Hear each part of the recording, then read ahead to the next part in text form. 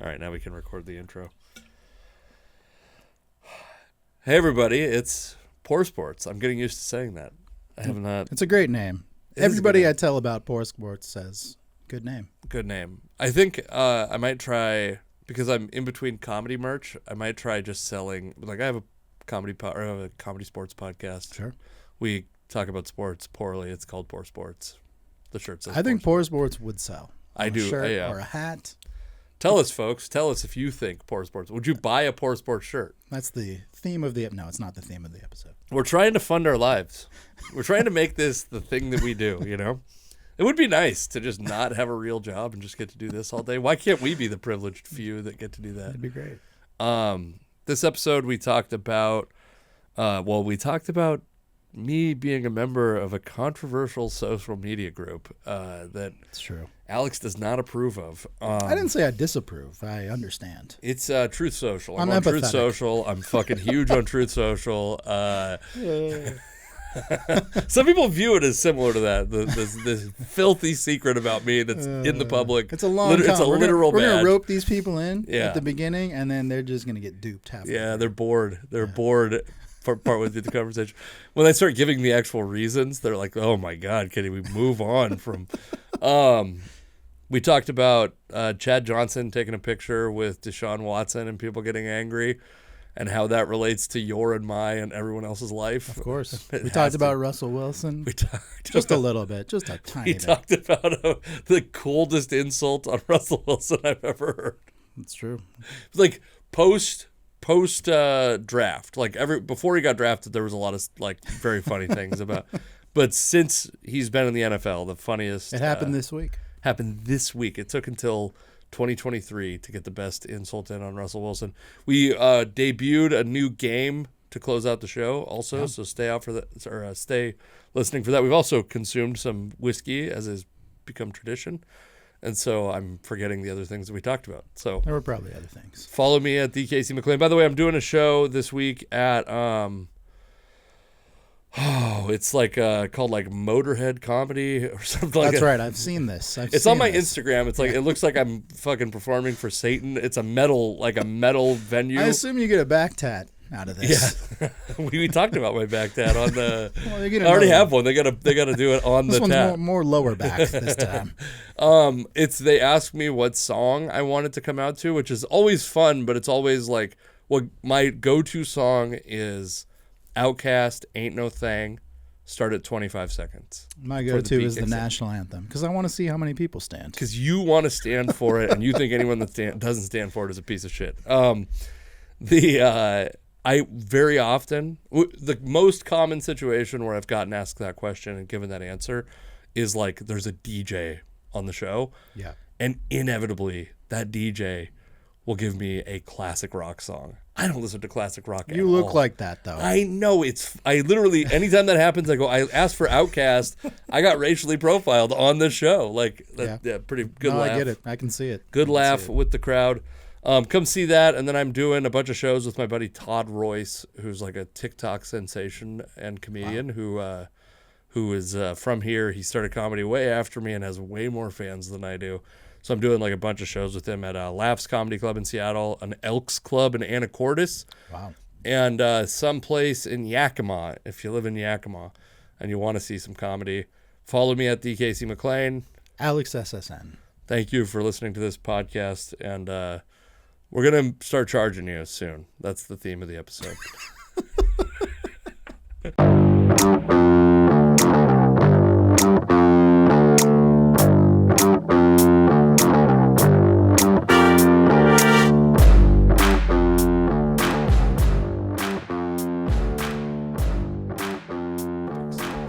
First off, today you got to meet my daughter for a second time. Did we talk about her at all in the last episode? I don't say her name on the. No, I on don't any think podcast, so. by the way. I don't think we did.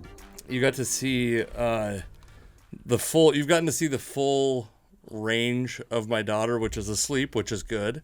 Last time you got to see her well behaved in my wife's care. Yeah. And then today you got to hear her scream at me for no reason. You did not put ice in the water. I didn't put ice in the water, and it's that's a crime against humanity I in my understand. house. I like a good cold water. You know, it's as somebody who spent the entire last podcast with ice in their water bottle, Yes. just making noise. And when I listened back, I was like, "Oh, that's terrible." I made sure there's no ice in my water today, and it's definitively worse. It's worse. The water's worse? Yes. So I understand So- her plight. I'm very much like a not. I don't need ice at all Yeah. person. You're a typical Seattleite. Yeah. No, wait a second now. This needs to switch to my. There we go. Okay, I'm making sure it's switching to my camera. We gotta make sure I'm in. Fuck! Did I even set up this? God, what an amateur podcasting asshole! I think I left myself zoomed out. What an asshole! Okay, All right. it's too much. It's too much equipment for a podcast of our caliber. It's a lot of equipment for a home podcast, for It's sure. Also, you look extremely. You look whiter than me in this. It's the white hat, probably. It just sets that white glow. I'm good with This is white. exciting for everybody. It's the real. This is what happens behind the scenes. You got to peel back the curtain every now and then so people know Yeah. that we're not just here with like an iPhone out talking into it. It's We're not all on. deeply glamorous. It's not a Zoom call. This is better than your work meetings. That's right. That's right. So yeah, you've gotten to see the like the full demoralizing part of. Yes. Yeah, it's been. But she did endorse me. She did She endorse said you, I'm nice. and she said when we were in the bedroom, I don't want to blow up your ego too much.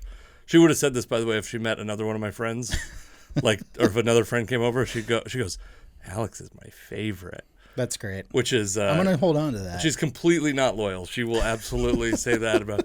She was She's just like- before you got here. She was talking about my friend Jess that I do road hacks with. She doesn't Yeah. give a shit. She's completely. She's like my dog. Yeah, she's a mercenary of Whoever's in of front affection. of her is her favorite, just like my dog. Exactly. Yeah, I get it. It's whoever's feeding them treats or petting Yeah. them, just like my pet.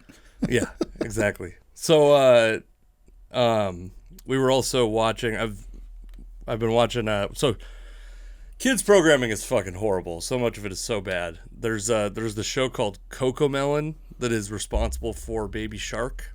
Oh, I do Sure, know you're Baby familiar Shark. with Baby Shark. Yes, So what I yes. found out about Cocomelon, I was watching it and I was like, this feels a little bit like the way my daughter's attention was drawn to it. I was like, this feels like this is like alarming.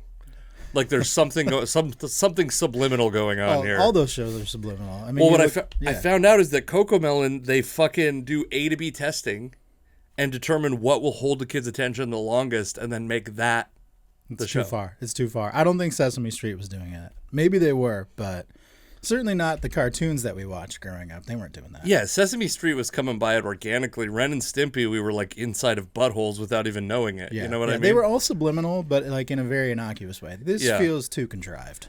Yeah, Scientific absolutely. research is a little scary. Please stop. We we've made some attempts to watch shows that are like, we call them shows for the whole family.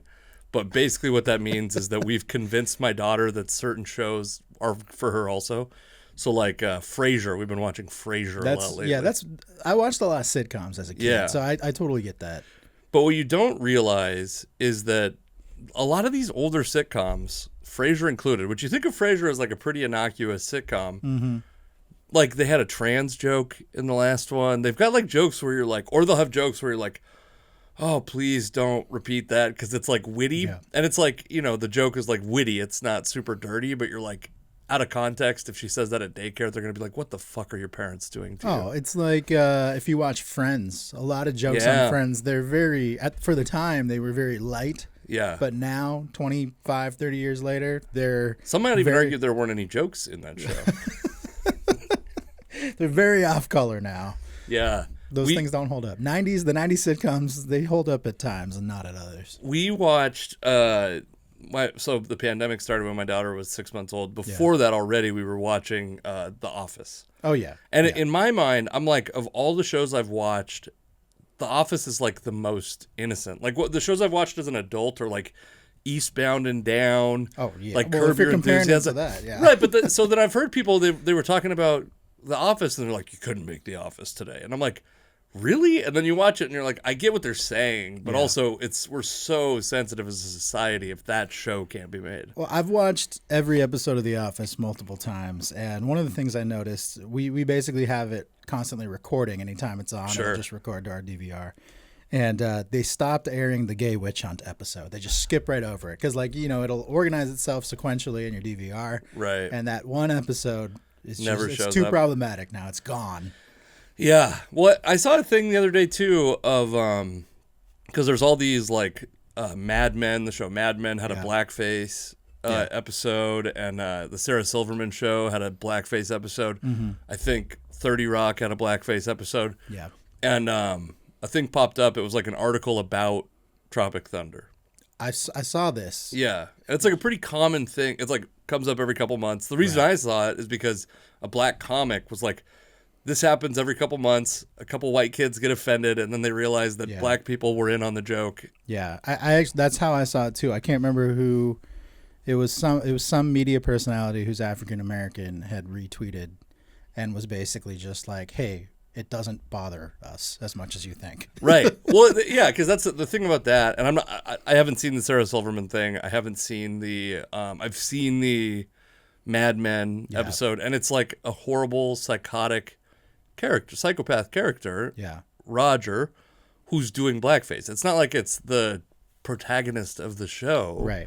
And he's not the moral center, and this is part of his morality. And Tropic Thunder is satire. Tropic Thunder, they're making fun of people that would do that. Yeah. Like, that's and by the way, a lot of times we don't give people enough credit for how much they're going to get the joke. Yeah. And in this case, like, people get the joke. We don't have to dumb it down or make, it sucks. There's a generation. It's the tweet I saw about it was about how white people will come in and try to play like the white savior in this situation, not really understanding the context of what they're trying to save. Right. And this person was kind of like, "Hey, we don't need your help here." Yes. Like, if it offends us, we'll let you know, and if it does, and then of course people start talking about the movie White Chicks, where the Wayans brothers dress up as white women, to kind of compare it to that.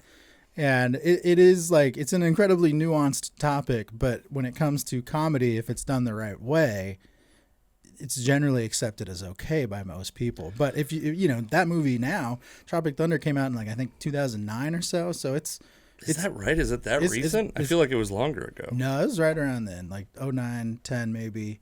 And that's quite a risk to take at that point. It was risky at the time, but it worked. And now it was kind of like the end of that really. Oh yeah, 2008. You're like one year off. Yeah, like that outlandish comedy era was. But like also a big risk. Prime. A big risk for Robert Downey Jr. Yeah. Ben Stiller, Tom Cruise, the other people. Danny McBride's in that movie. Who was the? Why am I missing the other two main actors? Jack Black is one, and I think Brandon T. Jackson. Yeah, that's right. So big risk for those guys also to be involved in that. To know. I mean, I guess not that big of a risk back then though, right? Because those other shows were doing it. So. Yeah, it was like the end of that era where you could really get away with like making fun of everybody without repercussion.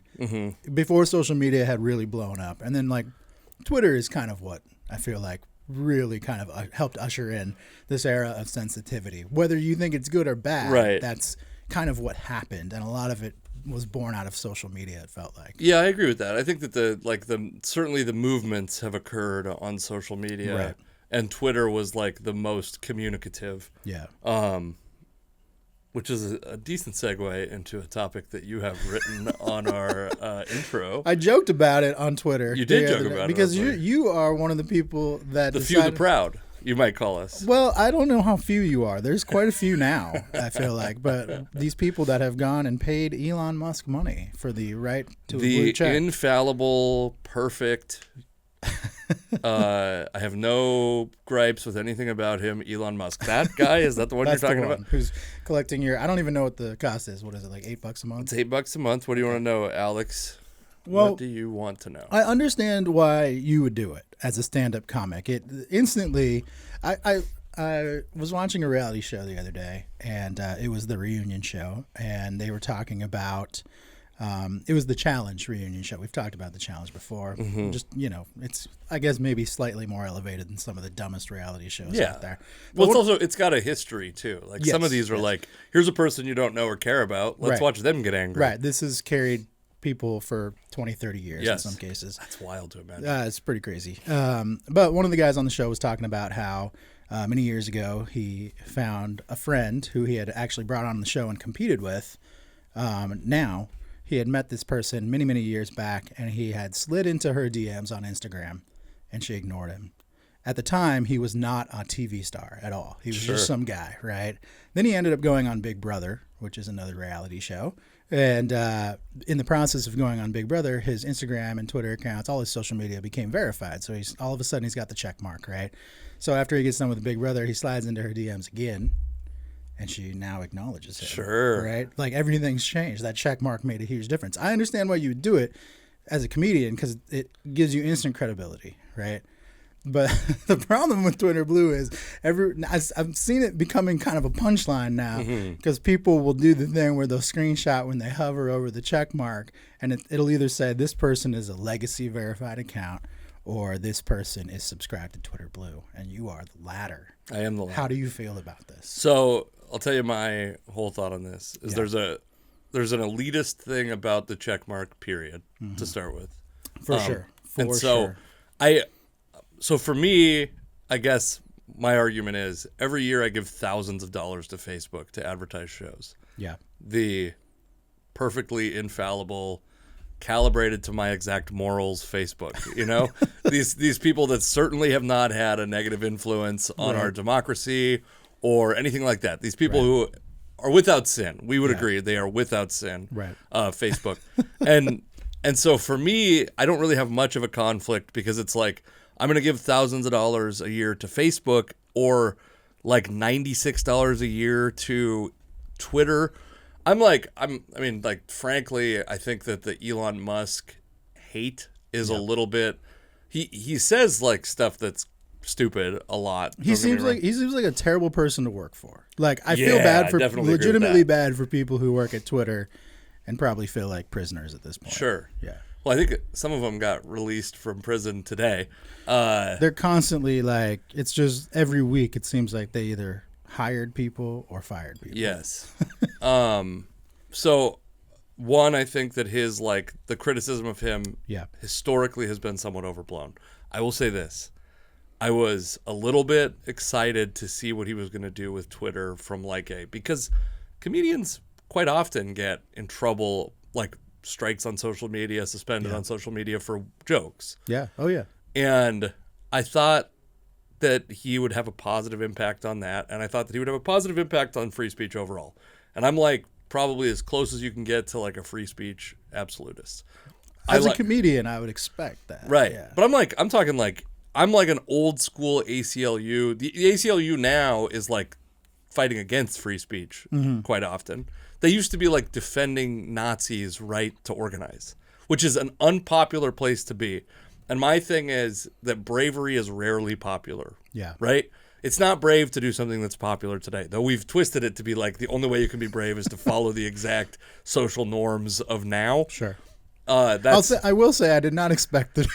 Oh yeah, I know. I know. We're gonna. I'm going on a diatribe, but it's. By the way, me fucking signing up for this is just because I don't give a shit. It's because I'm so bored of people. Because trust me, literally the day Twitter Blue went live, I'm in a group chat and they were apparently someone set up a search that was who are you following that's on Twitter Blue, and I was the only person on many of these people's lists, and I'm I don't give a fuck. You were the early adopter. I didn't know I was that you day were, one. I didn't know you were day one. I knew you were. Well, because my buddy sent me a message and he's like, "Are you going to join Twitter Blue?" And I'm like, "Is it active?" And then I did it, and then the next day it went away for a while. Right. And right. so it was kind of a circus early on. Yeah. Yeah, and so there's a couple things for me. Theoretically, it will make tweets and shit get more reach. Sure. And again, I'm spending money on that stuff already. I'm spending them. So for me, $96 a year. I didn't pay for a year. I pay $8 a month. Whatever I could stop at any time, Alex. I could do it. You're not committed. It's not like a cable contract. Yeah. That's one thing. And two, I'm in the pandemic, I started to realize that, especially in comedy, there's cliques and there's these I'm the most liberal guy I went to high school with. You know what I mean? Of all my high school friends who are relatively liberal, I'm the most liberal of all of us. Sure. And I feel like Rush Limbaugh in comedy. I feel fucking ostracized at times in comedy. And I reached a point in the pandemic where I'm like, none of these motherfuckers have helped me anyway. So I'm not going to just do the thing to make them happy. You know what I mean? That would be the only reason I wouldn't do something that I thought could be beneficial is like, oh, the people who I respect, but I just lost respect for those people, I guess, is what I'm saying. In comedy, it feels like you have to be, especially now, really since like 2016, you have to be on one side or the other with your jokes politically. That's how it's often felt, especially if you're a white person. I think as a white person, you kind of have to declare which side of the fence you're on in your comedy very early. It's interesting you say that because I think the most gratifying jokes are jokes where you don't do that at all. I would agree with that, but it has felt like most of the shows I've gone to in the past, I don't know, 7 or 8 years. Yeah. That's always been like kind of subtly infused into the humor. Is like there's always some hint at what side of the fence you play on, and that wasn't always the case many years ago. So when I go to Enumclaw, yeah, I did a show in Enumclaw recently, and they were like, "Oh, perfect show. It's the working class guy was John Caparulo closing. Right. It's like the working class guy, and then the Tacoma liberal." And I was like, and then if I go to like Capitol Hill, they're like, "Oh, finally someone that's got like kind of a conservative point of view." And I'm like, "Oh, I'm neither. I think you're all fucking stupid." You have the ability, you're kind of like a chameleon though. Like I can see how you could go to a working class blue collar town and just by changing your hat. Trucker hat, all of a sudden this guy's one of us. I put on that MAGA hat, they just love me. I don't know why. My hat's red. It's good. No, you can wear like trucker hat, and all of a sudden you're that guy. You're the blue collar comedy tour. You know, the reprise of that, and then you can put a 5-panel hat on, and all of a sudden you're every Seattle liberal. Exactly. All it takes is a hat change, and you're a completely different comic to a different audience. I will say I don't put any effort into doing that specifically. And also, like, to me, there's like I know there's like some jokes I have that won't work in front of hyper liberal, exclusively white crowds. I know that. Like, I've done them. Done them. That's how I know. It's not like I was afraid to do them. Right. I now just know I'm like, if I'm going to do it, it's either got to be way later in my set when they trust that I'm not a racist or whatever. Yeah. Or it's got to be like... Or it's just gonna bomb. Like it's that, and it might eat shit. Maybe I'll get them by the end. And it's true of like I have jokes that don't work great in front of conservative crowds. Yeah. Unless they know me, I have jokes that don't work great in front of black crowds. Yeah. Unless they know me, unless I've had time to like establish that I'm not a piece of shit. Because sometimes in a joke you play a piece of shit. You know what I mean? And as somebody who goes to enough shows, when you're in the audience, and it's a comic that steps up and you don't know them, and like instantly what you're trying to figure out is like, are they with me or against me? Sure. Right? Like I've seen comics that just what if I'm just like, fuck this. their mindset, their values is completely different than mine, but they still made me laugh. Sure. But also there's a thing, and I said this by the way, I was on the Grit City podcast that'll come out the same day as this, and I said this then, and I'm embarrassed to say it now, especially after you've called me out for being a Twitter Blue subscriber. But there's actually a very wise thing that I heard Joe Rogan say. Oh, wow. Which is exactly what you expect from me when you see me on camera. I was like, oh, yeah, this dude's going to be quoting Joe Rogan at some point today. But he was like, he said, like, a woman came up to me after the show, and she was like, do you really believe all that stuff you said on stage? And he's like, no, but the stuff I believe isn't as funny. Yeah. And that's kind of the way I feel. Is like, I think it's very funny to go up and go like I have a joke right now where I talk about people who it's like a couple and the people are wearing masks, or sorry, one person's wearing a mask, one person isn't. They're fascinating to me. Yeah. But I do this thing where I'm like, it's like beautiful. It's what our country needs. It's these two people that just like desperately hate each other. They want a divorce so bad, but they can't because they can't afford rent on their own. It's just beautiful. You know what I mean? Obviously I don't think that's beautiful. I'm saying it's beautiful, but I don't think it's beautiful. Yeah. Right. And there's more to the joke than that, but yeah, I guess that's like, I kind of, by the way, that's all I'm writing right now is jokes where I can make both sides feel like I'm not on their side. Yeah. I call them jokes for nobody. And if you can make a joke for nobody work for everybody, it's the most fucking gratifying thing in the world. That's always been like my thing, making jokes on Twitter. It's like, most of what I joke about is sports. So my thing is if I can get people from both sides, like, I'm a UW alum. I'm a Washington Husky fan as a result, but a ton of my followers are Coug fans. And sure. I feel like if I can make if I can make fun of the Huskies enough that both sides either like it or hate it, then I must be doing something right. Yeah, I think that's fair. I mean, I think that's like a little bit of the journalism background that you have, and probably me too. Why I'm like, and also because like, and I don't know if you have this experience. I don't know a ton about your family, but my dad's a conservative. My dad's side of the family is conservative. Like I have to grapple with people who my mom's side is liberal, and I have to grapple with people that I disagree with on a regular basis. Yeah. I go out to lunch with my uncle in Spokane, and my uncle in Spokane is a very liberal guy, and I'm like, I think some of the stuff you're saying is very stupid. Though I probably agree with him more than like if he were a conservative. But I'm like, I think it's like, especially the way. Did you see? Boy, this is like we have gotten a little bit into politics, but Nina Turner, pointed out. So The View, they were like, fuck you, people of East Palestine. The View said this? Joy Behar. Oh. From the on The View. She said it on The View. Now, do you watch The View every day? She didn't say fuck or? you. She didn't say, no, I heard a clip on. Okay. I actually have, like, you have The Office on your DVR. You know, The View. The gay witch hunt, they fucking cut it out of the View, too. It's, but that's all on. We didn't edit it all. Joy Behar said, like, this is what you get for voting for Trump, basically, because the county that East Palestine, or the district or whatever, was like a very heavy Trump district. Right. And then he went there and visited them after the train incident. Yeah. Yeah, and Nina Turner, who's a like leftist, I believe, was like, fuck that. This isn't about like political party. This is about people who like deserve to be treated with dignity. Whoever they voted for, they deserve to be treated with dignity, and we're not doing that. Yeah. And to me, like, that's a lady who I probably disagree with on stuff, but I'm like, that is the perfect opinion. It's true. You can't argue with it. Right. Right. Like if we're all on the same page as humans, then that's an agreeable point, no matter who you are. People will say like, they're like, if you didn't get the vaccine, they should let you die in your house. And I'm like, no, that's not what universal health. I think we believed in universal health care. That is for people that disagree with us politically too, right? Like it's not just. I don't know that we agree on universal health care in this country. Well, no, I meant like liberals, like people who are left of center. I got you. By we, I mean everybody in the world that I'm surrounded by on a constant basis. Like it's very rare that I encounter like a true, like, classic conservative in Washington State. No, I mean, I would say the conservatives in Washington State are generally more like libertarian-ish. Like that's kind of, I don't know. My wife and I got married during the pandemic, which on a plantation. It was really uncomfortable for everyone.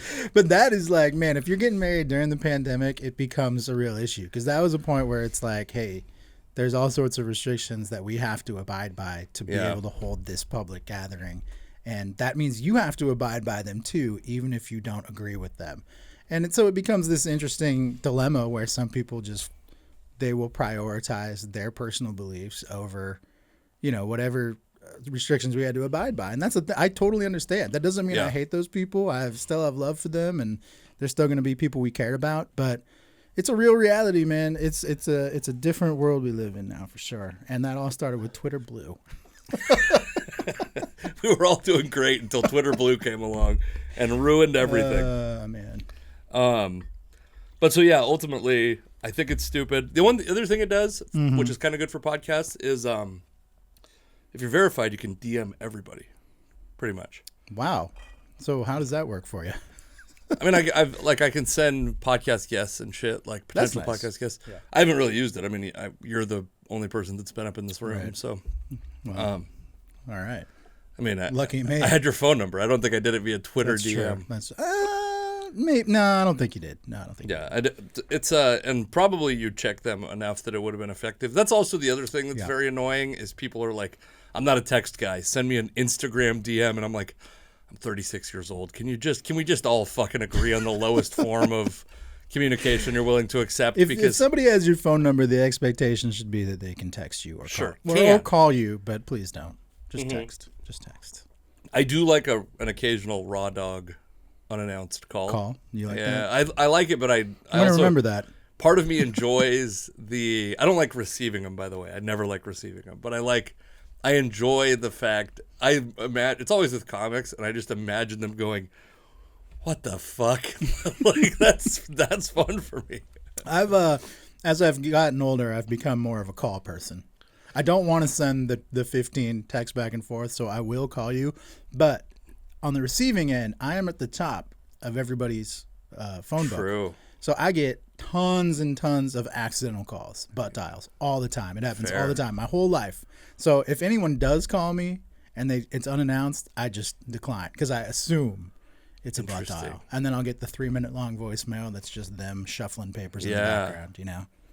Yeah, have you noticed, like, in the last couple of years, I get, like, literally 10 or 15 spam calls a day? Oh, it's nonstop, man. Yeah. My new thing with spam calls is that I like to answer the call, right?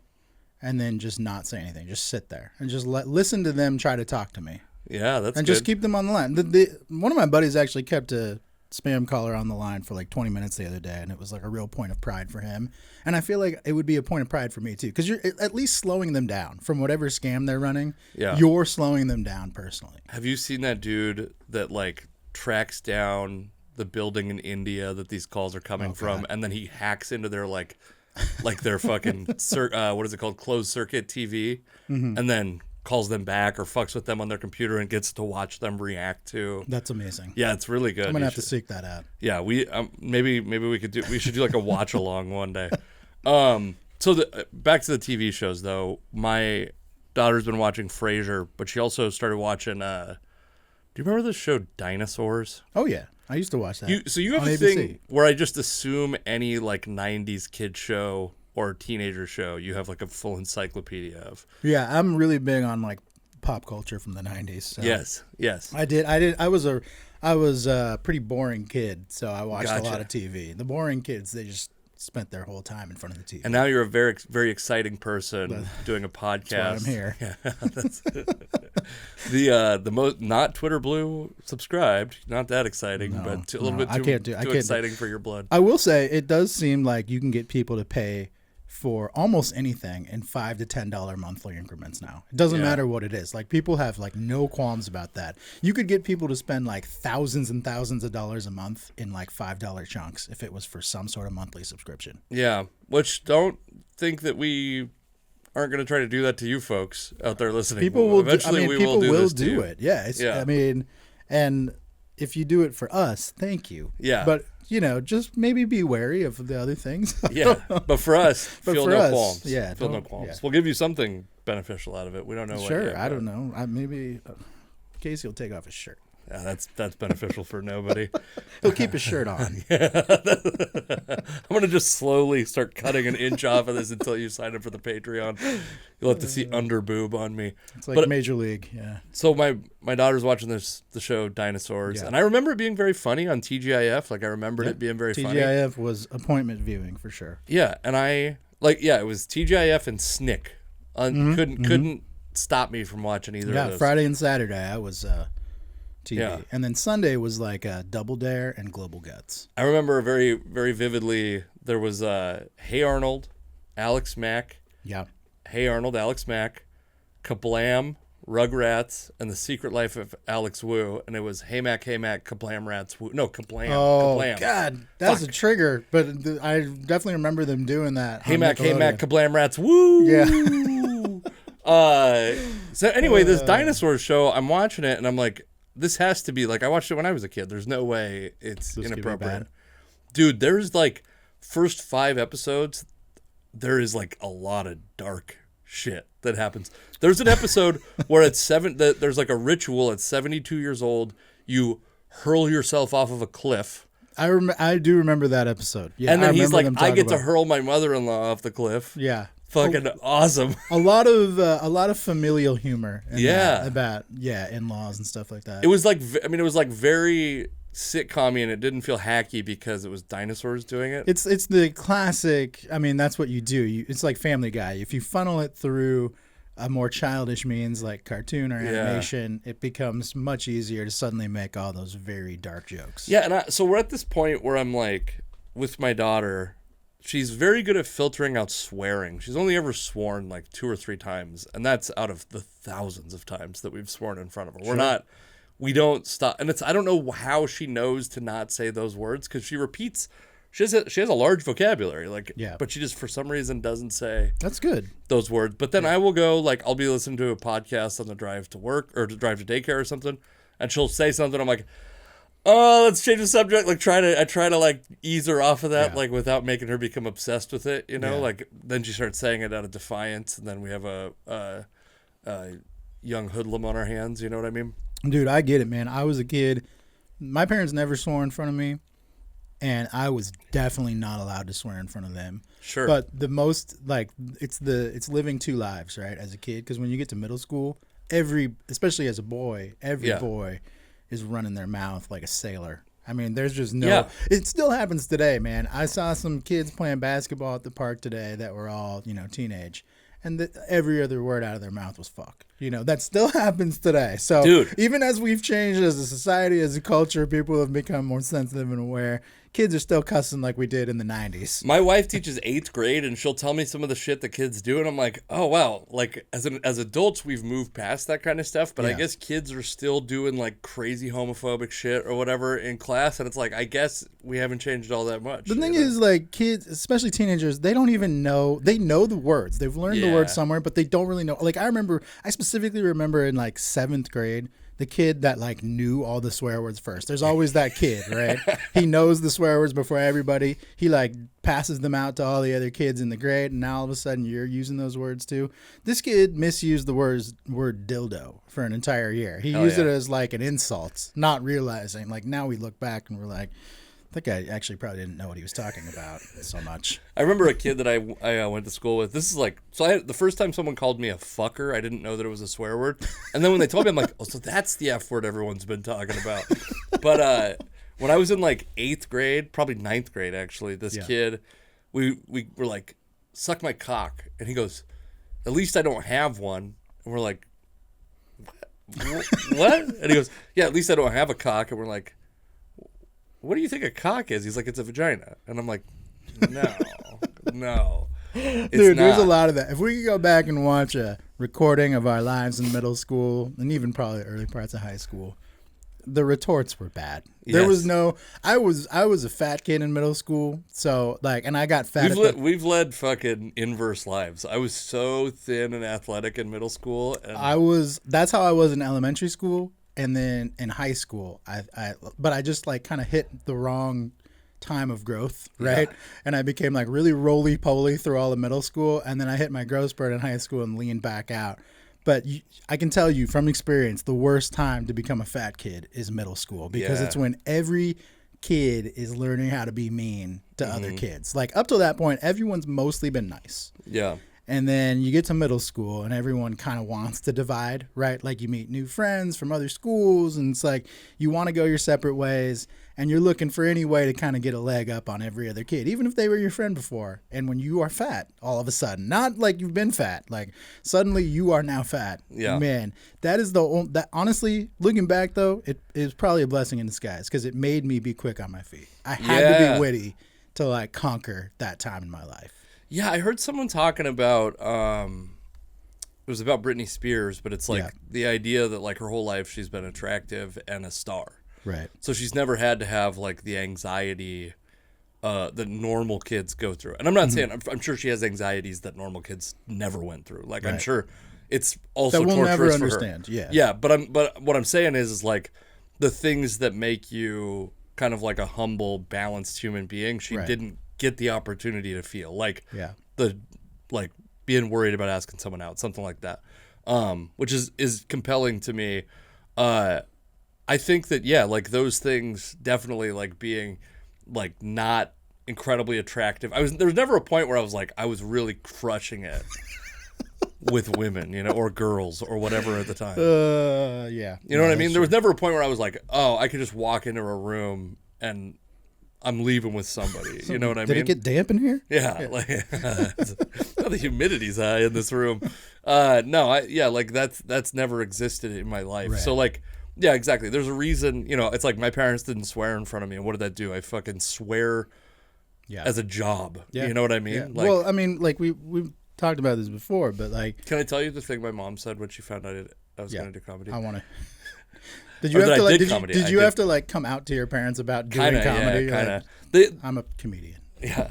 So I actually had been doing it for a little while. I'm like, yeah, for the last couple months I've been doing comedy. And she goes, can you just not commit suicide? And I was like, oh my God, that is like a wild. She knew. Yeah. She knows what comedians, where they go. Yes. It was like a wild. I'm like, Jesus, lady, like this is, wow. Turns out your mom is also a comedian. Sorry, I was. You were talking about how much of a fat piece of shit you were and how much character it built in your life. I don't remember where I was going next. Okay. By the way, this is a good. I feel like we're now the 4th week. Yeah. And I was telling my wife, I'm like, I feel like I kind of have to wear a different outfit every. I get camera ready, but then I get here and I just get like, dude, your house is warm. Today's particularly warm. Can I say that? We keep our house at like a nice. Like during the day, we keep it at like 68. Yeah. And at night when we sleep, it's like 65. Here's the problem is, and I've explained this before. Yeah. It's old house. Yeah. I totally get it. I'm going to tell you a story though, Alex. Single zone heating. So if we keep my daughter's room, if we keep this room at like 68, which is probably our preferred. Right. My daughter's room is like 63. Yeah, I get that too. And then in our bedroom, if we keep the rest of the house at 68 and we leave our bedroom door closed, right, our bedroom will be like 87 degrees. So we literally, at no point, at any point in the year, do we take our air conditioner out of our bedroom. It's always in the window to keep our room at like 70 degrees or whatever. Yeah, it's just the hazard of having. It's particularly warm today. I will give you that though. And I also sit closest to the heat, right? Isn't that the deal? Technically, there is a thing, but there's an air conditioner in that window, but it's old. Yeah. It's and loud. So I'm like, it's loud. Listen, folks. In the summer, we're gonna have a quieter air conditioner, probably in a different room. A lot of things will change. Yeah. Or we'll have quit this podcast by then. That's another option. We'll see if there's. I mean, I'm having a kid in fucking July. Who knows? Eventually we might take this on the road. It'll be in different places. Yeah, that would be nice to get it out of the house. Period. Yeah. Well, and by the way, that is the plan. We need more of you. We need more of you to listen. But That's true. The plan is to take this to comedy clubs and breweries and shit like that and do it live. Probably then we'll have guests and shit in those places. But we can't do it if we don't have the confidence that it's going to sell tickets. That is important. That's an important part of this. I don't want to do this podcast for 6 people. They don't just give you venues for free, as it turns out. I can pretend that there's a lot of people listening when I'm talking about this podcast, but if someone's at a live one and there's 11 people in the audience, it's much harder to fake it. No, I think at least like the first one, maybe first 2, we'd get a lot of sympathy.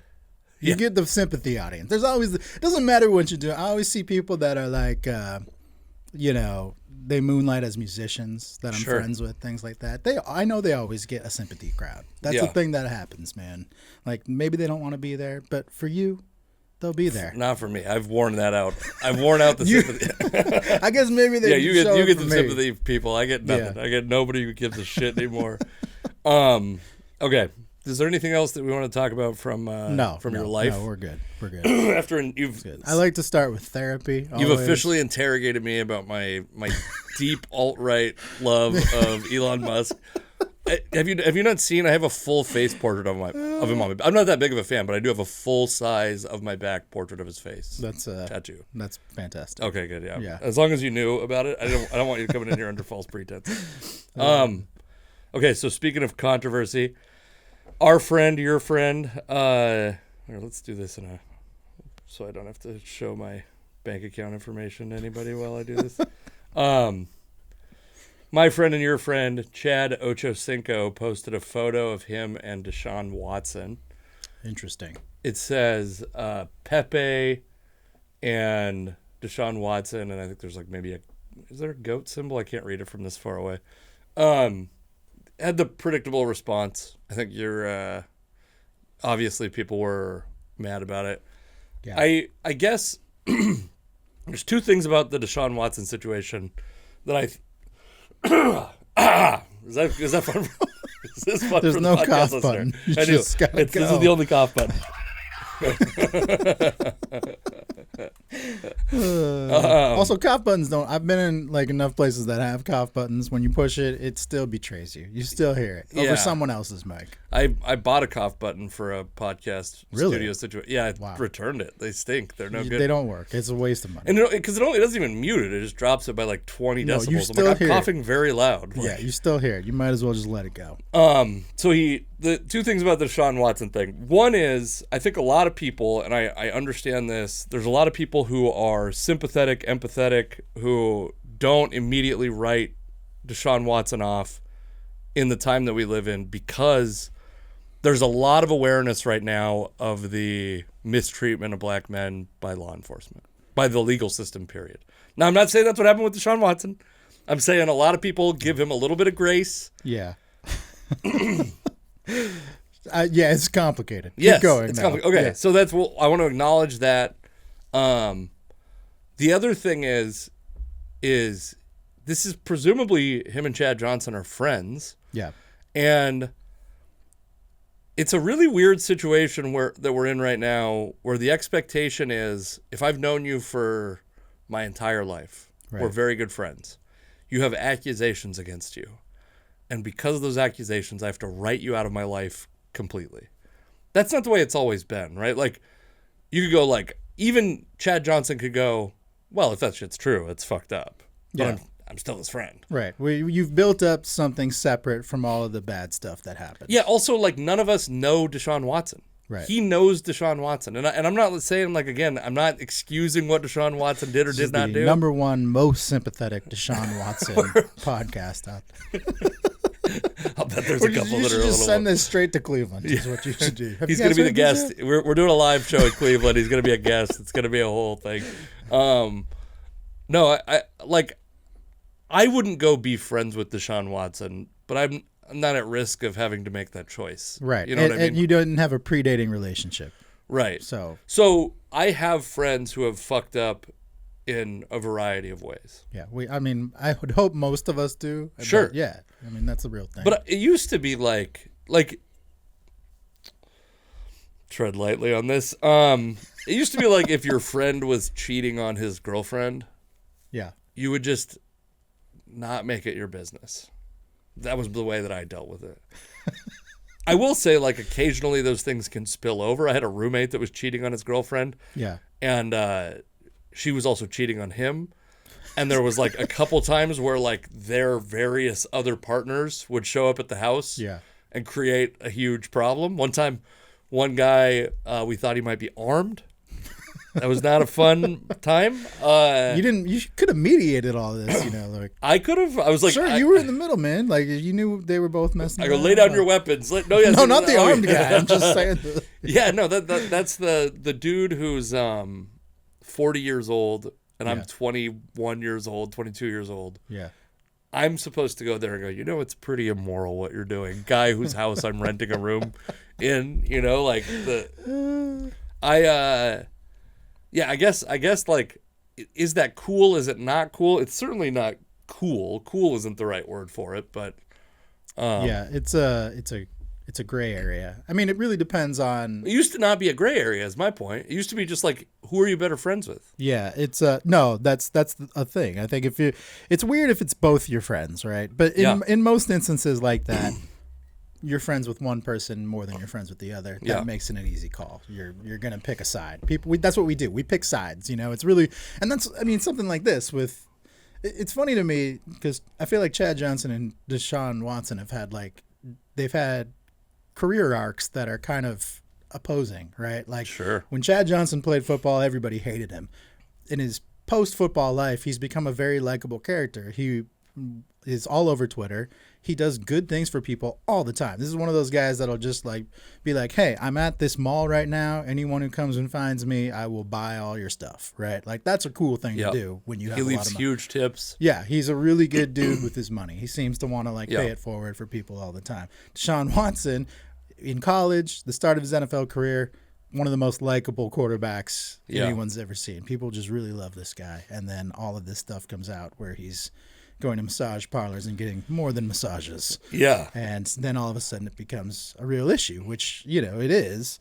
It's funny. Like they've just now here they are, like two ships passing in the night in a way, as far as how the public perceives them, and because you see them together, it's just like mind blowing in some ways. There's Doug Stanhope is a comedian, and he wrote about how Dane Cook, like in a book, I believe, or maybe it was on a blog, but it was Dane Cook is the biggest piece of shit, blah, blah, blah. Right. And then his fans started to pile on Dane Cook, and he goes, hey, listen, if you were in an airport and he was in an airport and I walked up and I had to decide who to hang out with, I'd probably still hang out with Dane Cook. Yeah. Because even though I think his comedy's terrible, I share so much in common with that guy. And that's kind of the thing to me is like, I don't think that that's the case here. I don't think that Chad Johnson hates Deshaun Watson.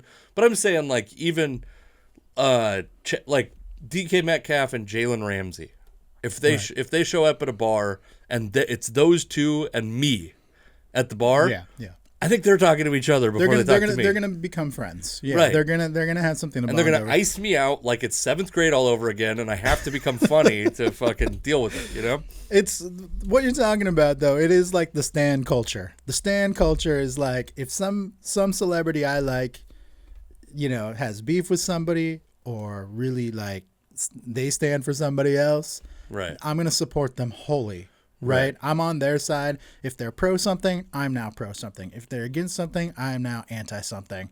And I think what happened in this situation, you know, there's a lot of people, you know, like we were saying with Chad Johnson. I mean, he has kind of emerged as somebody people like. You know, even if you didn't maybe like football or like him as a football player, you might like him now because of all the good that he does. So to see him hanging out with somebody you know you don't like because you either think what Deshaun Watson did was bad or you think you're abiding by what society says is bad. Either way, you don't like Deshaun Watson, but maybe you like Chad Johnson. This is very conflicting for people. The stan culture, especially through social media, when you know it's like this is just a picture. If you didn't know these two guys, you'd be like, these are two buddies hanging out that are just having a good time together. But it creates insane conflict for people because of social media and the way we perceive things. Yeah. And so I'm going to say a thing that's going to sound deeply insensitive to the alleged victims of Deshaun Watson. I don't mean it to be. Chad Johnson posting this picture is brave. It's what actual bravery is he knew this was going to be unpopular. He's not stupid. He's a very smart guy. Yeah. He's provocative on the internet. He knows what this is going to do. By the way, it's still up. I noticed this days ago. Yeah. It's still up. He's taken the heat. He's basically said, like, this is my friend. Like him or not, this is my friend. Mm-hmm. And I know you're not going to like it. I know the vocal majority is going to dislike this thing that I did. This person who I'm. And anyway, I'm like, I guess there's like, my best friend in high school, he was dating this woman. Yeah. They moved in together. She was trying to set me up with this lady that she worked with. Sure. And then she calls me one day and she goes, you better go check on your boy because he was trying to cheat on me with that girl I've been trying to set you up with. And in my mind, I'm like, in every way, this dude has betrayed me more than like she has. She's done nothing to me. His girlfriend. She was trying to help you. She was trying to help me. But he's my friend. Like, and you also didn't know the other person yet, I assume. I mean, I knew her like a little bit, but it wasn't like I was not dating her. Yeah. I mean, I guess it would have been a little bit different if I was dating her, but still, it's like it wasn't even a question in my mind of if I had to pick, and I ended up having to pick. Like I don't talk to her anymore, and and it's unfortunate because I liked her a lot. Also, they were like best friends 1 and 1A at the time. Yeah.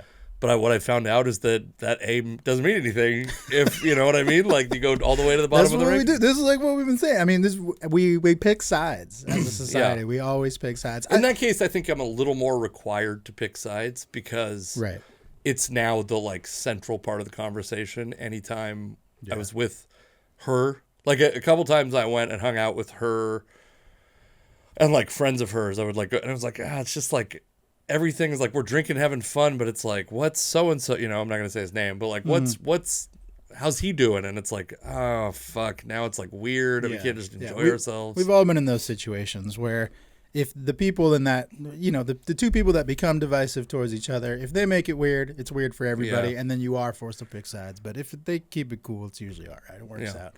But no, I mean, what you're saying about like bravery and what he did here, I feel like I've kind of grappled with this myself over the years. Like I'm nobody, but I did build up kind of this following on Twitter first through my writing and then even after I figured when I stopped writing, these people would go away, and they didn't. They kept showing up, And you were brave enough to start a podcast with me. Like, what a fucking hero. That took a lot of confidence. I've had to go through some things. The middle school years helped.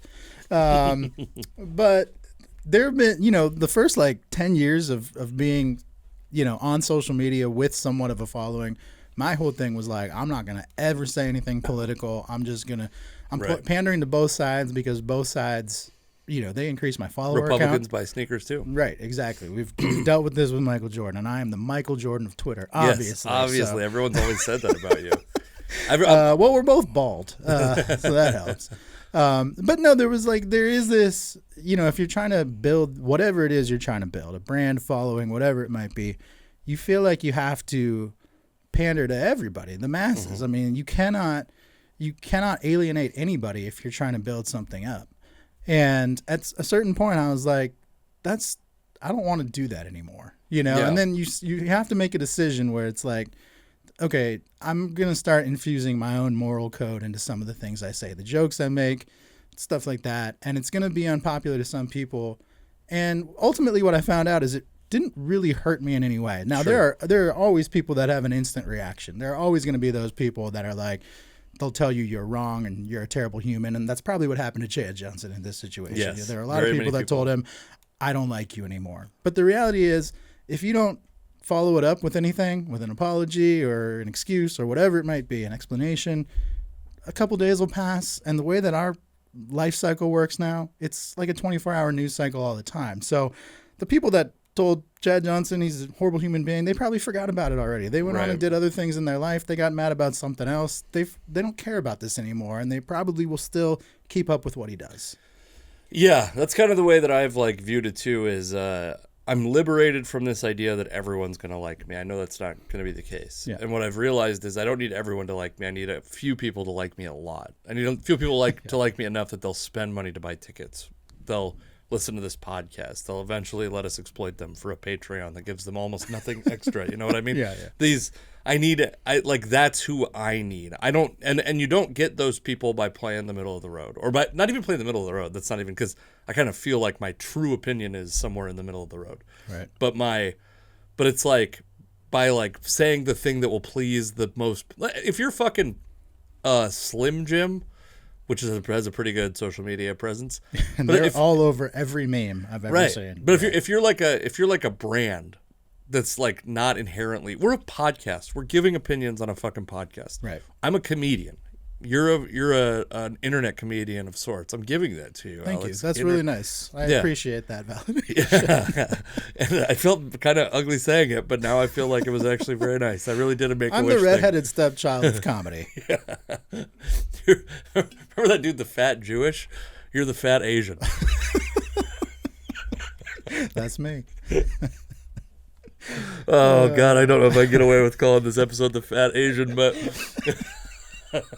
I'm not enough Asian to Oh, I thought you were gonna say you're not fat enough. I was going to agree with you. No, I probably could pass. Akita scores you some points though. But the thing is, if you just saw a picture, because I've had this before. I will make Asian jokes on Twitter from time to time. I don't do it as much now, but I used to do it all the time. And inevitably, an Asian person would get mad at me. Sure. And I'd have to then explain that I, too, am Asian. It was the only time I ever would offer an explanation, because I'm like, look, I don't know how far you're going to take this, and I'm just going to intervene right now and let you know that I am you. but on the surface, I don't look enough Asian to get away with it. Yeah, I get what you're saying. Especially on Twitter, you're like Alex SSN, not Alex Akita, right? Yeah, and it's a picture of me as a child, so... You would never know. Pull it up. No one would ever know. Pull up this picture. Hold on. We'll see if this ends up. No, we got to see. It's me at a Mariner game. I want to see how Asian you look. You wouldn't even notice I'm in the picture. It looks like a Mariner. That's true. It always does look like just like a vintage Mariners logo. But how Asian is this, Alex? It's too blurry. The resolution. It looks like a white kid. Typical white kid. Yep. Anyway, that's kind of the way that I feel. Is I feel like this is like true bravery. And not to obviously I'm not calling us doing this podcast or Chad Johnson taking a picture with Deshaun Watson anything on the level of Martin Luther King. But people love Martin Luther King now. He was incredibly unpopular. He was probably assassinated by our fucking government. This is how unpopular he was in the 1960s. Yeah. Now he's a civil rights icon and a hero, deservedly. Like, he deserves all of that. Yeah. But also, by the way, has transgressions in his past. I don't give a fuck. He did a lot of good. Yeah. But like that, my point is like, people view it as brave to just fucking jump into the current. And it's way more brave to try to swim against it. Oh, I mean, there's a perfect example from somewhat recent past. Bravery can be very stupid also, by the way. It can be fucking wrong and horrific. Bravery isn't inherently good. That's the other part. There are times that it's bad. If you're Bryce Harper, throwing yourself into a wall to catch a baseball and then subsequently injuring yourself, bad idea.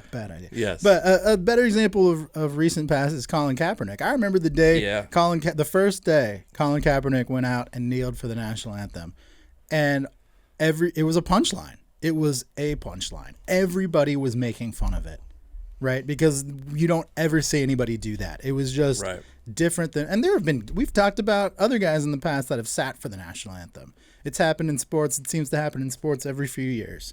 Someone will come along and do it. And for whatever reason, actually taking a knee was worse to so many people than just sitting down. Especially because he was sitting originally. Yeah. And then he talked to, it was Nate Boyer, I think, who he talked to, that said taking a knee white would be... veteran. A white military veteran Yeah. said it would be more respectful to take a knee. And he did that, and it was a punchline that day. Everyone was just making fun of it. And then within, it was probably 24 to 48 hours later, everyone had flipped. We'd all flipped, and it was a heroic. I mean, for a lot of people, it was a heroic act. Obviously, Sure. there were the people that were burning all their Nike apparel at the same time. Yeah. There were people that weren't so happy about it. But the general tenor went from the people that, ended up calling him a hero initially were making fun of him. Yeah, that's kind of I think a thing that gets lost about Colin Kaepernick, and why some of his post-football things, I think he kind of swings and misses on some stuff on occasion, is he was kind of a buffoon before I think he did a very brave thing. We've talked about him. I've spent a lot of time. I think he did a very brave thing. I think he did a very brave and very good thing. And that might not be popular with everybody. I know a lot of people think it was very disrespectful.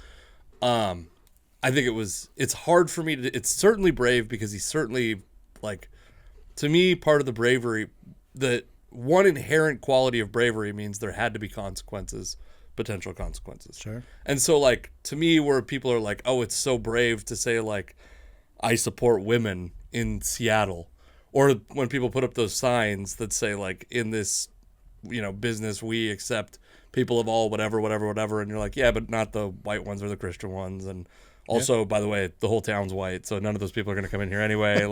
It's not brave. It's fucking posturing. It's fucking virtue signaling, right? Right. And that stuff is very empty. What Colin Kaepernick did cost him millions of dollars. For sure. And, yeah, that's sacrifice on the order, to me, of, some of our greatest civil rights icons. Yeah. But what you were saying initially... You're right. He was a dumbass. Right. I mean, there was Colin Kaepernick up till that point in time was portrayed as a me-first player. Sure. One of the things he was famous for, he would kiss his biceps after touchdowns, and that was that people made fun of that all the time, and rightfully so in a lot of ways. I mean, that's kind of a silly way to celebrate anything in sports, right? But people, it's a joke. That's what I did when I conceived with my wife most recently. I got done and just. That's the thing that it kind of is funny in a way. Yeah. And he was taking it very seriously. Mm-hmm. And that's the type of person he was up until that all happened. So it was easy to make fun of that guy, and then all of a sudden the narrative changed on it. Yeah. Yeah, I mean, it's you don't get to have the perfect spokesman all the time. And I'm actually I thought I was ready for him to fuck that up a lot throughout the first year, and I thought he was just by the way, the thing he did most is just not get angry publicly. He didn't lash out publicly. It's the most important I mean, that's the most important thing when you're going to take a stand on those types of very sensitive issues is you have to be perfect. It's really unfair. It's unfair that you have to be perfect from that point forward with it's amazing he's kind of never gotten in any trouble since then, but if he had, I mean, I can only imagine what the consequences would and the ramifications of that would be so much greater than anyone else getting in trouble, right? Yeah. So it's certainly not fair, but this is where we're at. This is how we behave and how we choose to look at people now. Okay, I'm gonna pull this article up real quick, but then I kind of want to skim over it because there's a way more exciting one after this. So there's a report that Russell Wilson wanted to get Pete Carroll fired. It's the story of the week. Sure, it's fine. I'm sure that he did, by the way, and I also who cares at this point? We're this is one of those ones that's I'm sure that these kind of things happen all the time. Yeah. And by the way, I was pretty into Pete Carroll getting fired at the time. Everybody. It was a popular, I also don't know that I think he's gonna win another Super Bowl in Seattle. He's super fucking old, and if they don't re-sign Geno Smith, who knows how long it'll be until he seems stubborn. His methodology seems stubborn. Okay, but we could move past that, and I want Tariq Woolen, who kind of got fucked, by the way, in the. Did he seem like he was shook? Hold on. Sometimes, but at the same time, hold on. Seeing him in person, it was pretty funny because on TV and stuff, you see him. Okay, hold on. God damn it. Tariq got started early. Yeah, Tariq. Okay, so let's see if we can somehow. I'm gonna refresh this. So on a podcast, did he seem like he was shook? For Russ? Yeah. Sometimes, but at the same time, seeing him in person, it was pretty funny because on TV and stuff, you see him like from college and stuff. You okay, he look in shape on TV. When you see him in person, it's weird. He like a sack of potatoes. Bro, he might be out of shape. Hey yo. Okay. So this is my most. First off, what's upsetting about this is I know there's a lot of people who are in my kind of shape who are that out of shape loser. Yeah. That's what we do, man. He has my dream body, this guy. Yeah. And we're he looks like a sack of potatoes. Also, Russ is, maybe he got fatter in the years, in the year between. It's kind of unfair for Tariq Woolen to be calling anybody out because Tariq Woolen is he's tall, he's lanky, he's 22 years old, he's pretty young. Yeah. Of course he's fit. He's in his 20s still. He's very young. Russ is 10 years older than him. He's a man in his 30s now. He's a father. He can have a dad bod if he wants. I am no Russell Wilson sympathizer, but I do feel a little bad for him in this case because Tariq is he's probably the ideal shape. Yeah, when I say Russ is my dream body, what I mean is the attainable body. I can never be 6'4". No. I'll never be 6'4", 200. There's chiseled out of granite. They do the body type there's endomorph and then ectomorph and then I don't know which one I am, but I know I'm the wide one. I'm the wide morph. Whatever the wide morph is, that's the one I am. I was pushing rocks up the pyramid. You know what I mean? That's I was no pharaoh. Yeah, if I was on a cheer team, I'd be the base. Russ has always struck me as being pretty in shape, but I also think football players, especially quarterbacks, where as a quarterback, you don't necessarily have to be a physical specimen. I'll never forget Matt Hasselbeck's noodle arms. They just look like little noodles coming out of his baggy jersey. And he didn't seem to care. It seemed like he had no muscles in those arms. Sure. But he could still sling a football. He could sling that ball. Yeah. I feel like these guys are like actors. When it's time, when the season starts, they're going to be chiseled. But in between, when they're not preparing for a role, they let it go. Why not? Yeah, I definitely think that's true. But he's talking about meeting him in a game, I think. And the other thing is I've never heard. I call my daughter a sack of potatoes. I'll throw her over my shoulder. I go, I'm carrying you like a sack of potatoes. I didn't realize the insult I was crushing her with. You know what I mean? You look like Russell Wilson. you Russell Wilson looking piece of shit. I've never heard that insult. I also, my favorite, I saw that, I got this on Facebook on the Only Morally Perfect social media platform, Facebook, and I was looking at the comments, and it's all 40-plus-year-old white guys going is sack of potatoes a compliment or an insult? And I'm there's no way it's a compliment. I'm listen, I'm out of the loop too on a lot of fucking slang and I don't know, man. I love potatoes. I like potatoes. I think they'll give you a sack of potatoes body, actually. What is he? I mean, to me, the sack of, it's just such a funny dig. It's a good insult because clearly it made middle-aged white men think it's some sort of street slang that they don't understand. Right. It's also is this a good thing or is that getting jiggy? I haven't heard someone say getting jiggy in so long. You gotta use it sparingly and at the right time. That's the key to jiggy. I also like how you said it in almost like an Obama impression. Like your middle-aged white guy impression is actually a pretty good Obama impression. They're probably pretty close. Yeah. But it's funny because these guys like never cross paths. Obviously, like they never played with each other. It's hard to imagine. They played one game against one another. They're never on the same team. Although I'm sure Tariq Woolen walked into a locker room that had a lot of animosity towards Russell Wilson. And then when it's your first game you ever play as a pro is against him, like, yeah, I mean, you've built him up as this villain all offseason. If you haven't, your teammates have around you. So I'm sure he doesn't like Russell Wilson. Yeah, for sure. For sure. Okay. Oh, whoa. Nickname in prison. Okay, whoa. Take it easy. Take it easy. What do we land on? I guess because we should probably try to keep these to like about 90 minutes. Yeah, that's right. I want people have already asked me like, why are they so long? And have they really? Well, but we have an explanation, which is that when we ultimately take these on the road, and we take them to places, they have to be 90 minutes long. Mm-hmm. That's kind of like the target. So that's why they are what they are. But it'll get you through like multiple workouts if you really want to. Yeah, and quit fucking whining. It's free. That's what I have to say. It's like you don't have to pay $8 a month. One of the biggest, well, not yet. Eventually, you might. But one of the things that annoys me the most is when people are like, "Movies are too long. That movie's too long." And then Stranger Things comes out, and people devote 9 hours to streaming it that day, and I'm like, you can't watch the fucking Godfather, but you can watch 9 hours of middle schoolers. It's a meme now. I mean, it's a fucking so annoying. Like you'll never watch a 10-hour movie, but if we chop it up into 10 episodes, you'll definitely watch it. Yeah, it's very frustrating, but also some movies are too long. But it's because they suck usually. like Titanic would be a good example. I've only ever made it through Titanic maybe once or twice in my life. No one ever makes it through in one sitting. It just doesn't happen. Well, it used to be it was 2 VHSs, which was always like, I'm not putting in that second VHS. No, you're asking a lot. I mean, back then you'd have to get up and do that. Was the titty on the first VHS or the second VHS, do you think? Ooh. Because that's the only way I was putting in a second VHS. I never watched the VHS. I only ever watched it on TV or something that was continuous. Well, sans titty then. No, I've seen. I mean, not on like TNT. I've seen it on like HBO. Gotcha. Where there are titties. There are titties. Good. Yeah. But that is like smack dab in the middle of the storyline. I feel like. I guarantee you, they put it on the second VHS. There's no way they would. B-side. Yeah, they have to do that to make you go to the second VHS. It's true. Did we know about that going in? This wasn't, this was the VHS kind of like came pre-internet, out, though. The VHS came out. Well, I knew there was a titty in that movie from when it was in theaters. Because listen, they act like Mr. Skin wasn't the database of every middle school kid's. Like I knew every movie that you could put. Yeah.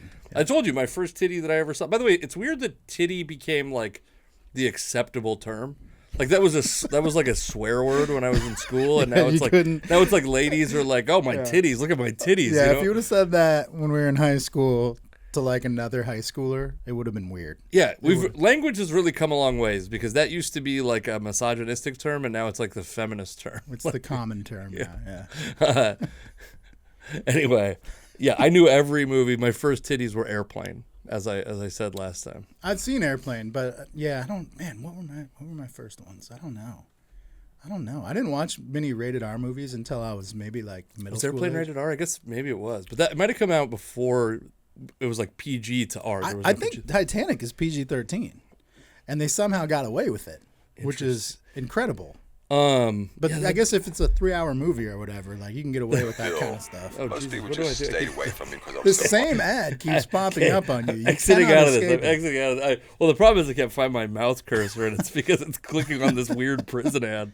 It's like how if you have a PG-13 movie, you can say "fuck" once. That's the rule. Yeah, those rules are always fun. Rule. Yeah, you can get one. You get to learn that a titty equals 1 fuck and 2 shits. It's such a weird. We're save up your shits and fucks to. Ugh.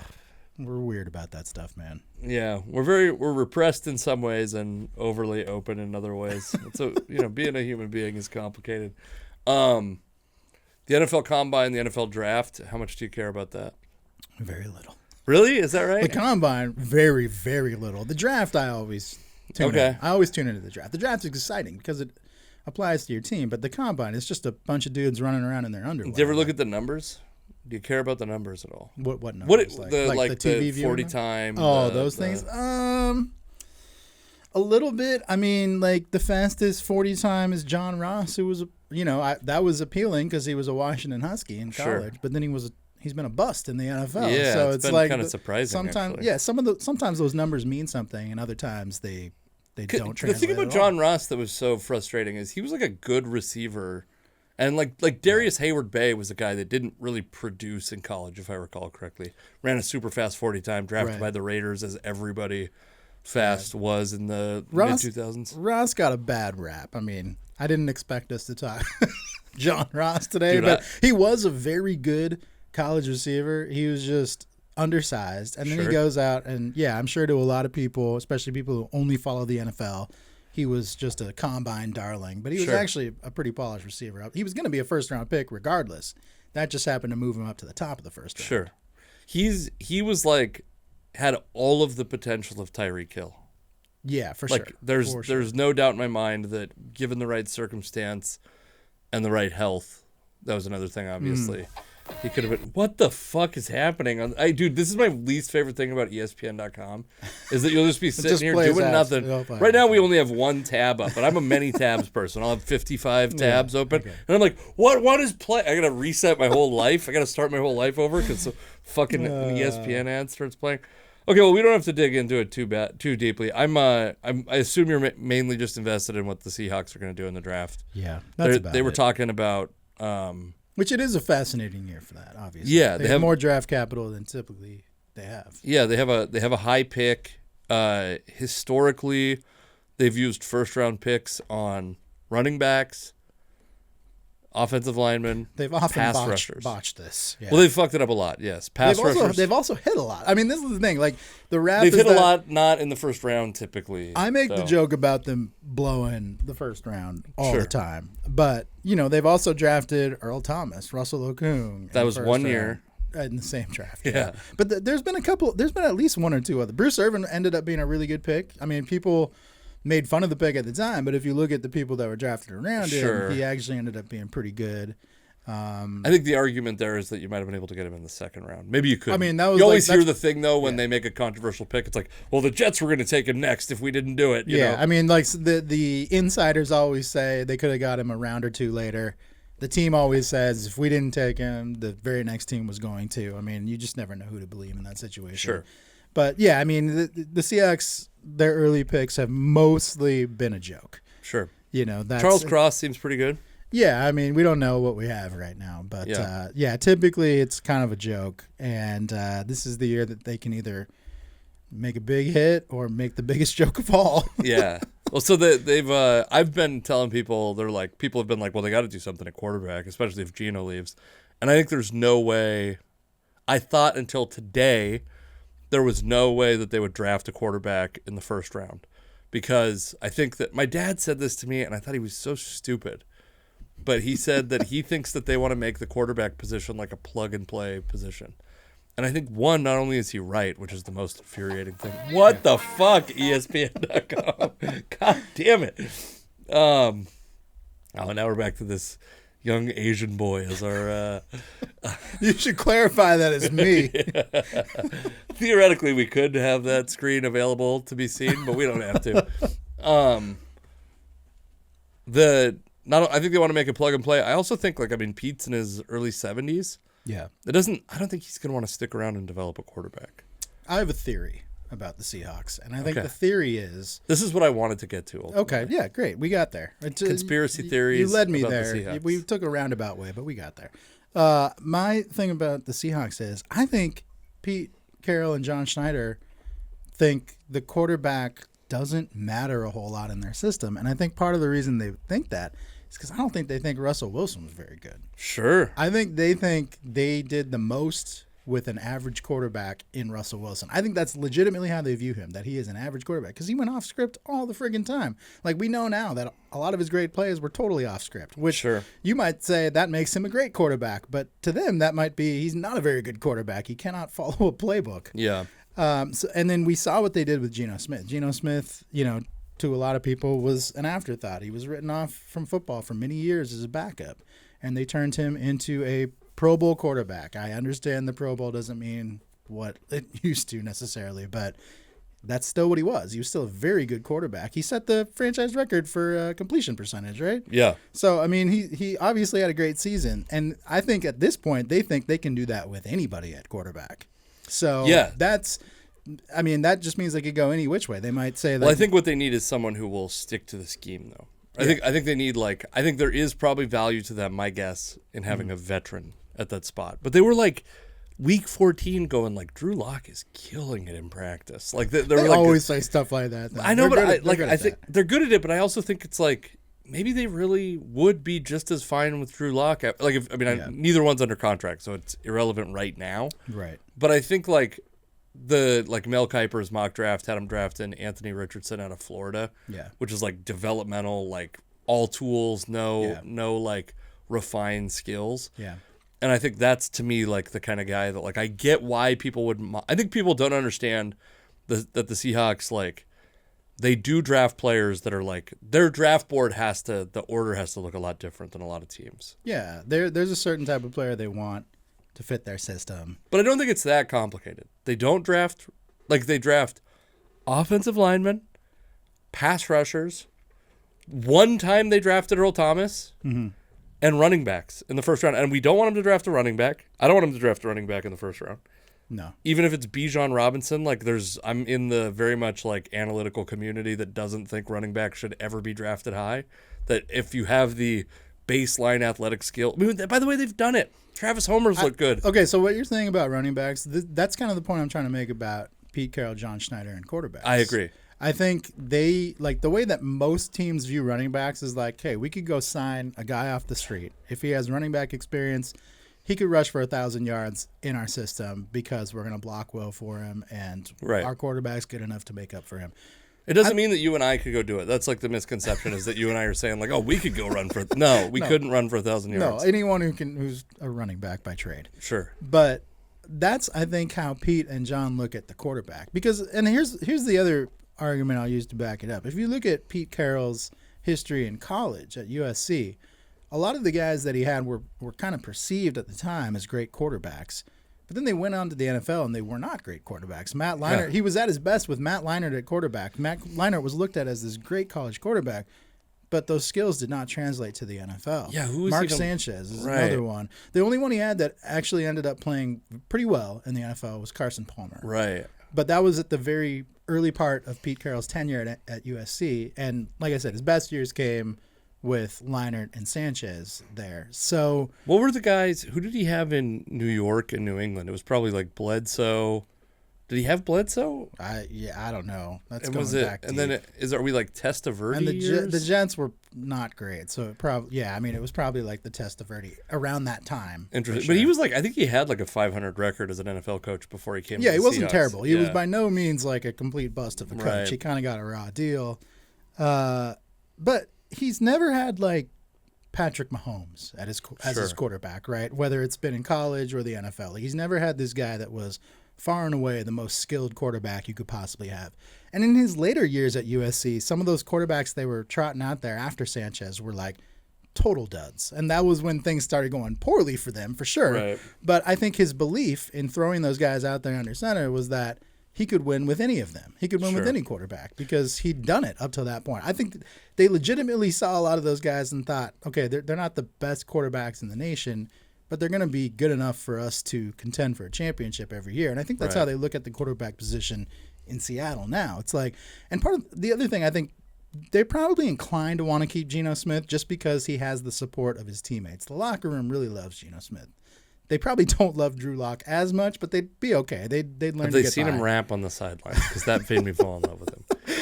They'd be okay, but a rookie could like ruffle a lot of feathers, man. I mean, it could. Well, he's like a 27-year-old. Yeah, well, no, like you go, no, but I'm saying like you go draft a rookie, like that would be like all of a sudden you're investing a lot of draft capital in that guy, so they have to succeed at some point, whether it's this year or somewhere down the line. And then on top of that, like this team really wants to believe in Geno. It feels like so. But I do think though, there's like every contract prediction I've seen for Geno with Seattle, I think is not going to happen. I think he might get franchised. It's too high. And if he gets franchised, and it's not because he doesn't deserve it. I hope he gets as much money as he deserves. Like I'm not, but I just don't think the Seahawks are. I mean, I think whoever plays quarterback for the Seahawks next year, it's going to be on remember Matt Flynn's contract? Remember when Matt Flynn was a free agent before and then never started a game in Seattle? And then Russell Wilson took his job. Yeah, but he was everyone's he's going to make so much money. And then he made it was his contract was pretty medium. It was a better than a backup contract, not quite this guy's the starter of the future contract. Yeah. And I could see Geno Smith signing that contract. What I really can't see is them giving him 3 years, $110 million with significant guarantees. I don't think they'll do. I don't think there's there's kind of two schools of thought. One of which is someone else will pay him if the Seahawks don't, which might be true. But is he? That's the thing is it's hard to gauge because there's gonna be. It's if you're. I said this last year, and I was very frustrated when they started the season with Geno Smith as their starter because I thought everybody was. I mean, anyone who says they're not is a liar, right? And it's revisionist history. I thought it was a great time to be looking for a mid-range starting quarterback, and I kind of think that's true again this year. You got Jimmy Garoppolo's available, Sam Darnold will probably be available, Derek Carr is available. These guys, there's so many of these guys out there that I'm is Geno Smith really gonna be the command, or is he gonna be the Jimmy Garoppolo of last year or the Baker Mayfield of last year, where it was there was this perception that these guys were these were guys that were in that group, but it's a kind of a game of musical chairs, right? Where it's eventually the music's going to stop and Carson Wentz is still out there or somebody like that. And it seems so stupid to imagine Carson Wentz could take the Seahawks to the playoffs, but it seemed insane to imagine Geno Smith could take him to the playoffs last year. Yeah, I think league-wide, what a lot of teams don't maybe take into consideration as much as someone like Pete Carroll is just the culture within your locker room. I think that matters more to the Seahawks than it matters to most teams. It's part of the reason why they now don't employ Russell Wilson, why they traded him. It's part of the reason why those Super Bowl teams had so many issues after things went wrong the second time around, right? Sure.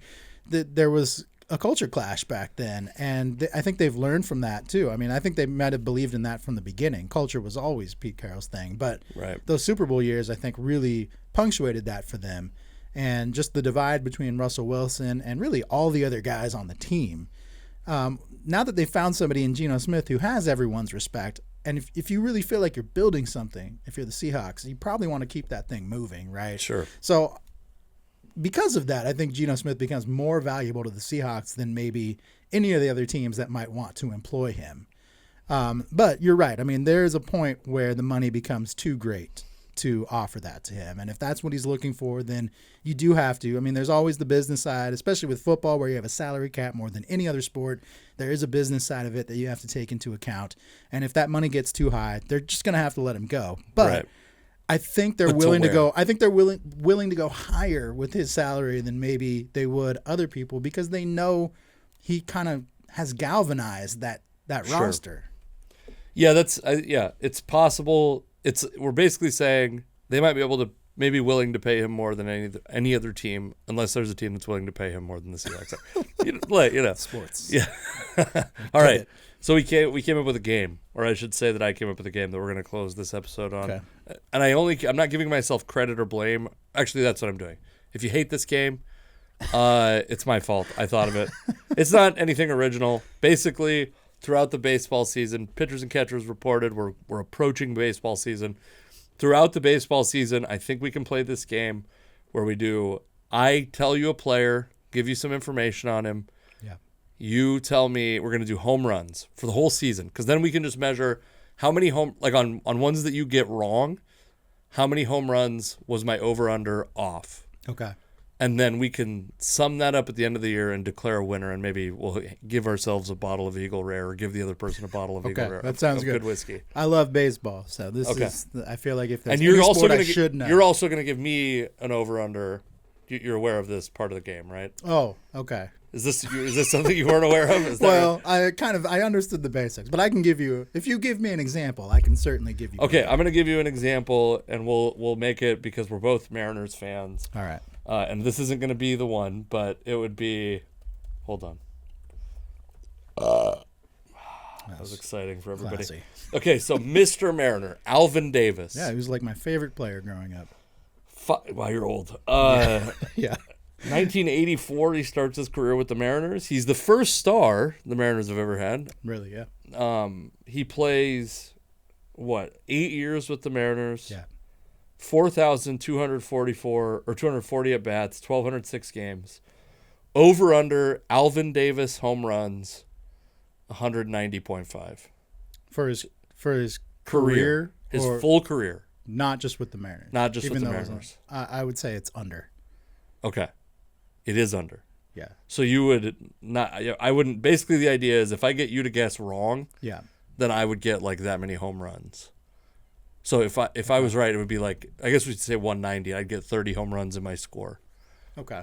Or we could do a net, I guess. I don't know. We'll figure that part we can figure out later. But that wasn't the one that I wanted to pick. I'm just giving you an example. Okay. Like, I thought we were gonna do like, you'd name a player, like say Pete Alonso, right? Like a player for this year, right? And be like, okay, what do you think? Over. oh, under? you thought it was going to be like a prediction thing. Yeah, like an Gotcha, over under no. like 43 No, home runs. I want it to be like, my dream is like we go like Brady Anderson. We know Brady Anderson's known for hitting home runs. I think he hit them all in 1 year. Yeah. But it's like 51. right, and he's got 57 for his career, I think.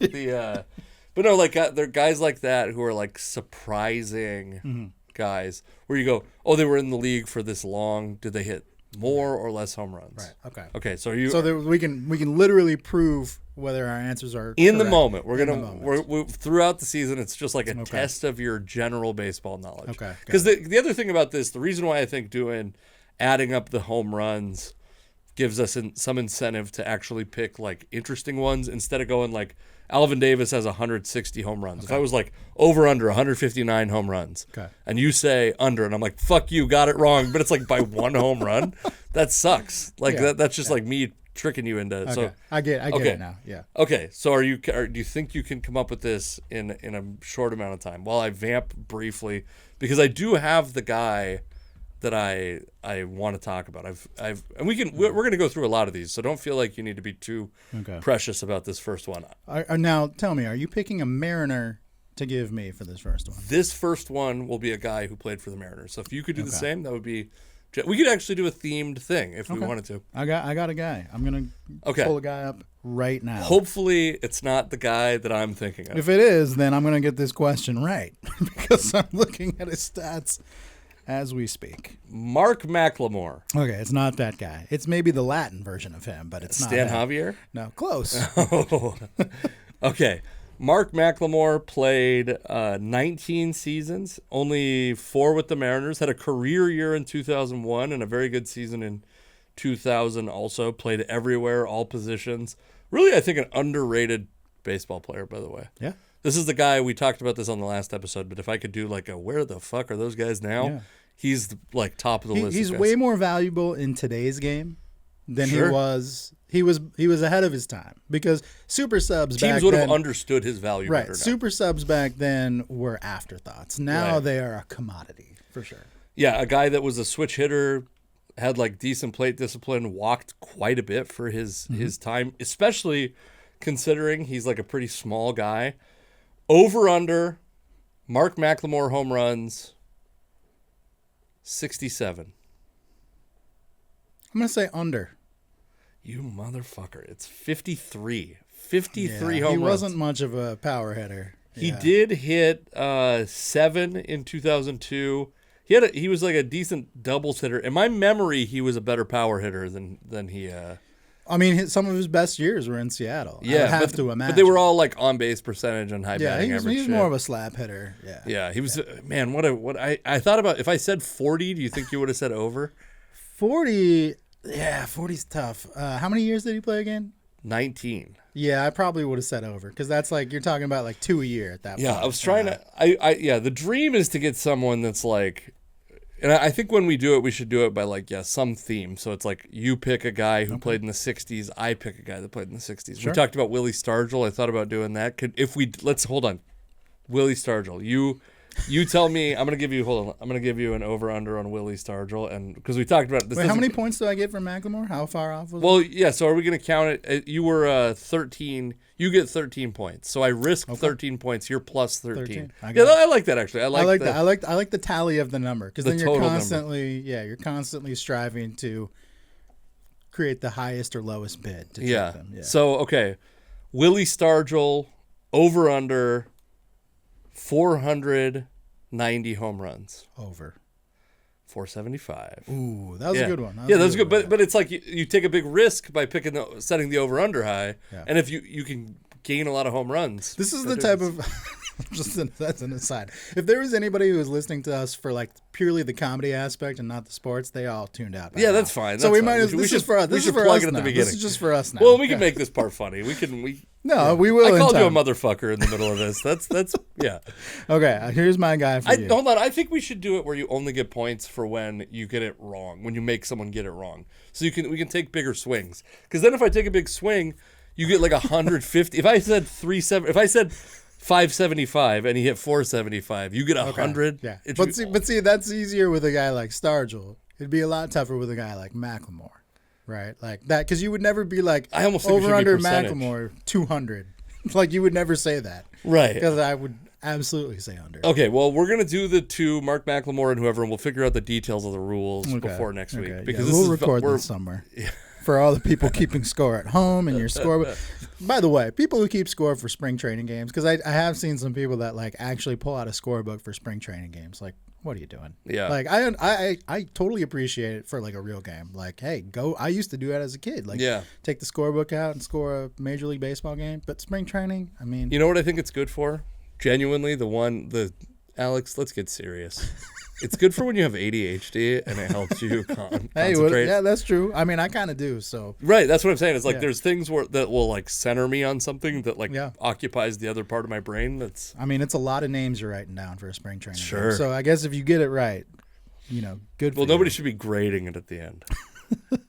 All right, here's my guy for you. You ready for this one? Yes, the Latin Mark McLemore. In a way, Jose Vidro.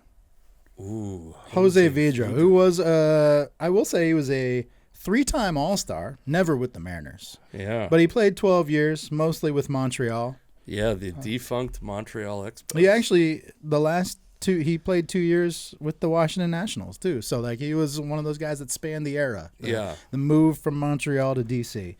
And then the final 2 years of his career, as is often the case, the Mariners killed his career. Those were the last 2 years that he played. But he was a pretty good hitter in Seattle. Can you bring up in Seattle, because he was like a second baseman by trade typically, right? Mostly DH for the Mariners. Yeah, that's the fucking stupid thing the Mariners would do is bring a guy like I love John Olerud as much as the next guy, but when you bring a guy in that's hitting like 13 home runs a year as a first baseman.